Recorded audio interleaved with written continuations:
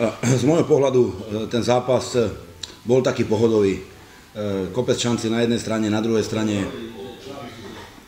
Myslím si, že domáci vyhrali zaslúžene, preto lebo naši hráči si poprvé dali vlastný gól a po druhé hráč z nášho mužstva urobil chybu, lebo urobil vo svojej hlave rozhodnutie, ktoré sa netoleruje ani v žiackých mužstvách a tým pádom sme si privolali v podstate prehru. Ja ostatným 10 nemám čo vyčítať. Ja si myslím, že dôstojne držali krok s domácimi, aj keď samozrejme nám ubúdali sily, ale mrzí ma, že veľmi veľa sa nadrieme na šance a nedáme góly. Začiatok zápasu veľmi dobrý, netvrdím, že šance, ale pološance, 3-4 úniky, nedotiahnuté a potom prišiel zlomový moment. To sa neodpúšťa, taká chyba. Vylúčenie, primitívne vylúčenie nás obralo o možnosť lepšieho výsledku.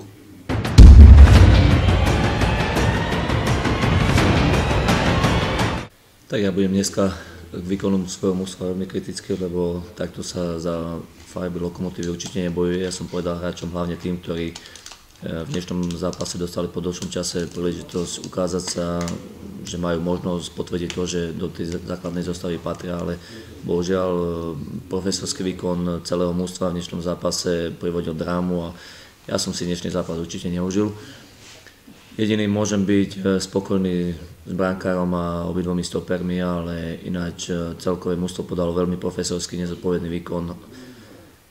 Super tým, že nám umožnil hrať o jedného viacej, nám to možno ešte viacej uškodilo v hlavách tých chlapcov, prišlo nejaké možno podcenenie, že sa nám nemôže nič stať a Super bol počas celého zápasu nebezpečný, hral veľmi dobre kombinačne a aby bol premenil svoje šance, možno, že tým, že chýbala možno väčšia kvalita v tej ofenzíve, keby bol premenil svoje šance, tak ten zápas kľudne mohol aj otočiť.